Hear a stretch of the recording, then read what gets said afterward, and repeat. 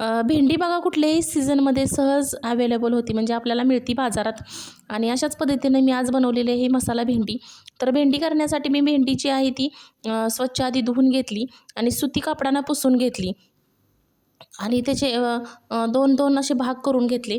कढईमध्ये थोडंसं तेल टाकून ही भेंडी हलकीशी भाजून घेतली. थोडीशी मऊ होईपर्यंत भाजून घेतली.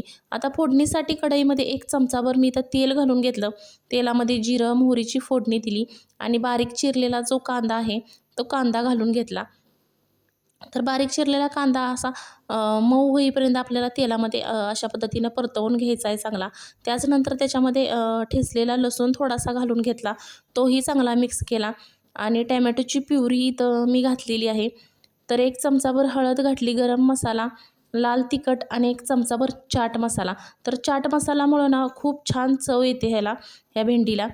थोडंसं मीठ घातलं आणि थोडंसं गरम पाणी घालून हे जे मसाले आहेत ते सगळे एकजीव करून घेतले.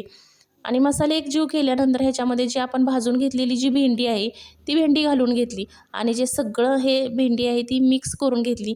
तर अशाच पद्धतीनं मस्त अशी आपली इथं मसाला भेंडी तयार झालेली आहे.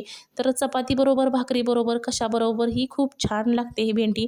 व्हिडिओ आवडला असेल व्हिडिओला लाईक करा आणि चॅनेलला पटकन सबस्क्राईब करा. भेटूया नवीन एका व्हिडिओमध्ये.